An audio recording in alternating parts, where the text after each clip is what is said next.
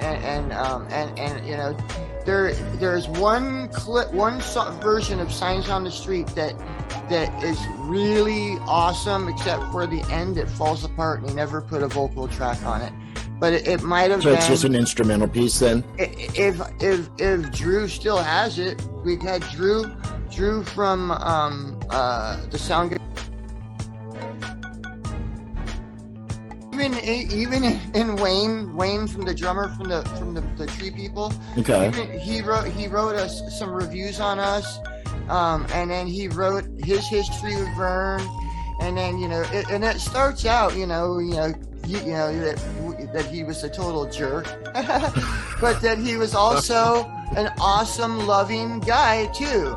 Right. So and that's a quality that we all have that, especially us musicians and artists and people that you're an artistic personality. I'm not saying you're a jerk, but we can all. Yes, I am.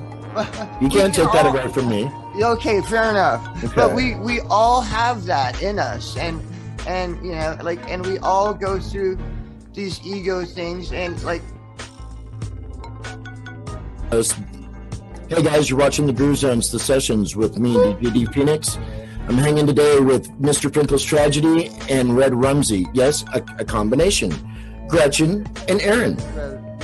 Yes. We're the remaining last members of Red Rumsey, so yes. That's right, and the main two members of Mr. Finkle's Tragedy. And the main two members of Mr. Finkle's Tragedy. Can you hear me well? Yeah, I can. I plugged in a different microphone. Can you tell? Okay, that's better. Yeah, this is going to be my main mic for speaking. Okay. We don't send us out with a. Okay. All right. So this is DJ D Phoenix hanging with Aaron, Mr. Finkle's Tragedy and Red Rumsey, out of Olympia, Washington. Aaron, how you doing? I'm doing all right. It's been rough, with the whole COVID thing and everything. I was gonna write a song called "Ouchie Fauci." And you didn't?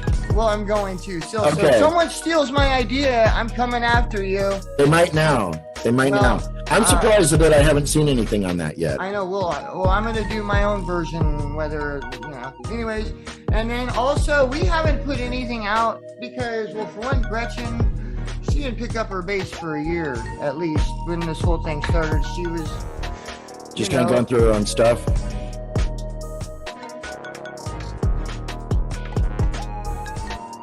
You say though that when it's different from wanting to spend time at home as compared to having to stay home.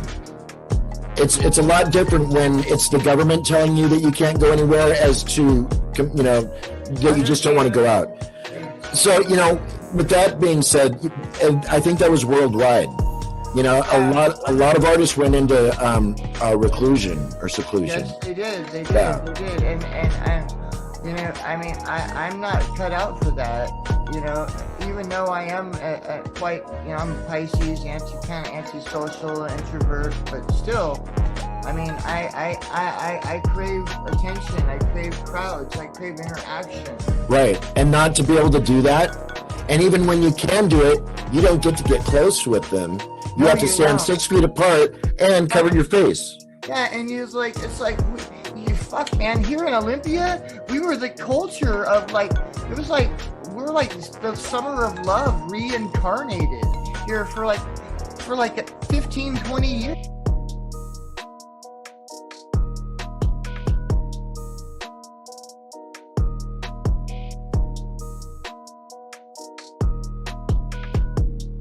In 20 years, it was that way here.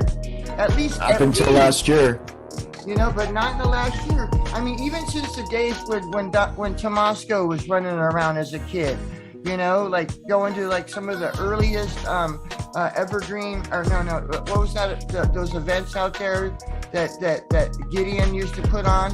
Oh, out of Rainbow Valley. Rainbow Valley, yeah. Yeah. Apparently, he was at some of the first ones, and telling me how he was, dipping into the L and like hitchhiking on a ride home and listening to the whole record of Golden Earring, Radar. That's right, because there's just enough years difference between you and me that you weren't out there those first couple of years. No, I wasn't.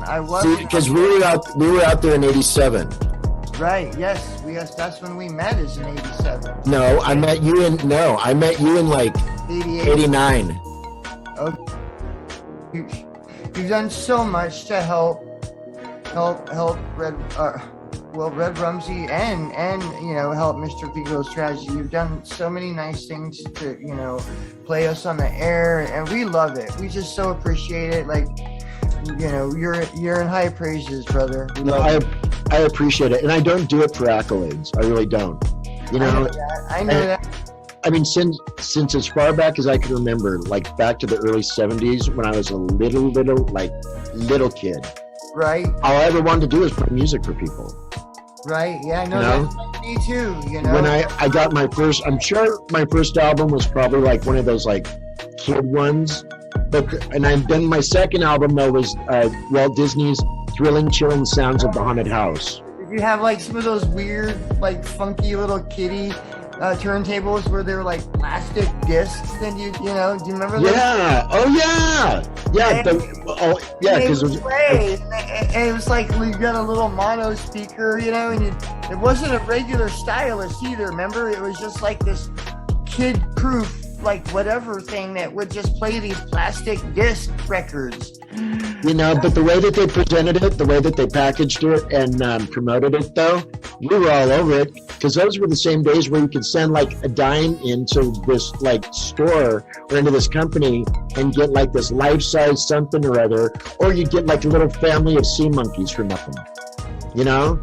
Same time frame. So yeah, something to be said for the human race. Or right next to the ant farm, right? Exactly. Yeah.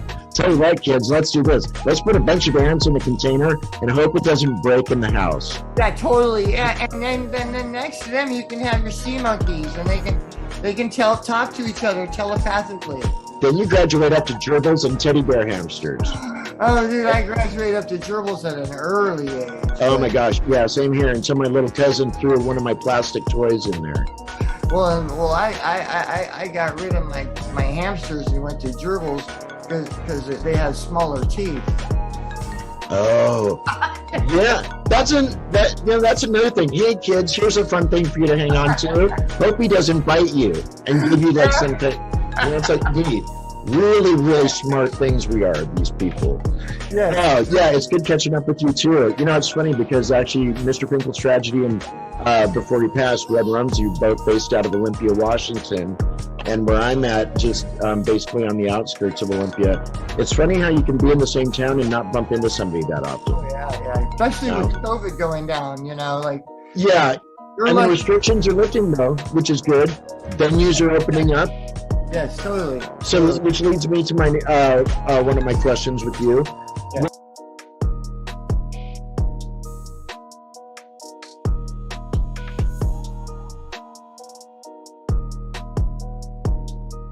What does life look like for Mr. Finkle's Tragedy after the bans lift and people can get back out to the shows? That's a very good question, because we have some very strong views, and I don't want to get into it. We could do a whole other interview about it later if we want. Anyway, let's get through this one first. Sorry,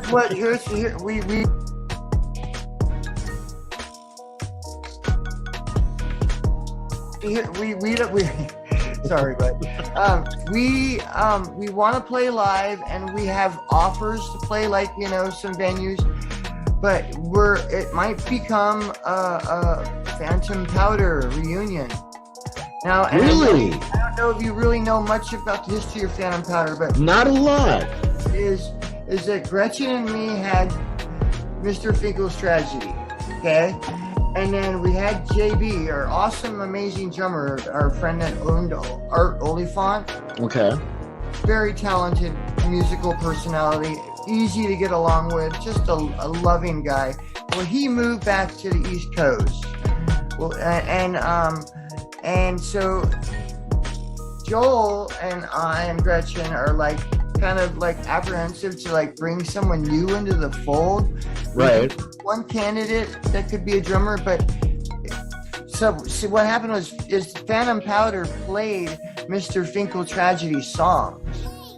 Okay, so it just kind of so Phantom Powder almost just kind of morphed into what Mr. Finkle's Tragedy became, basically. Right, but you see, it's kind of cooler in a way because Joel had songs to bring to the table, and we were co-writing with each other, and it was almost becoming like a Lennon and McCartney thing.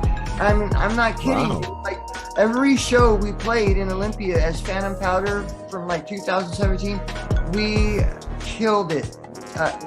The houses were packed. You guys do an amazing live show. You really do. Yeah.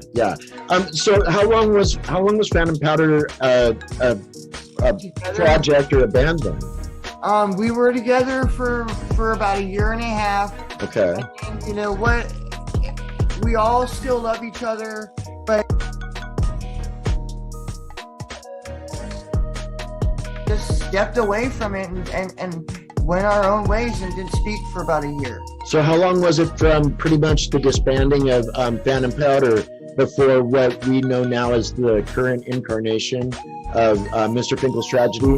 How long between that one stopping and this one beginning? Or was there not that much time that lapsed at all?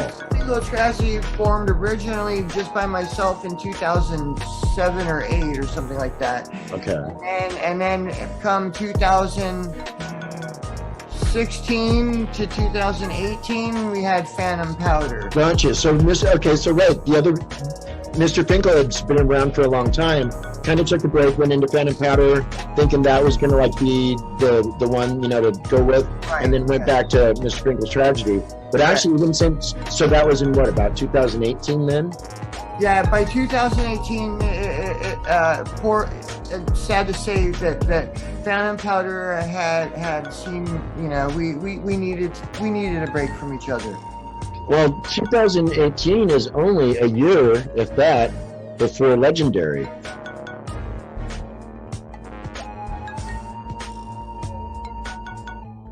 Find an artist that you like, and then something happens to the dynamics of the band, and that band ceases to exist for whatever reason. Yeah. It's like in your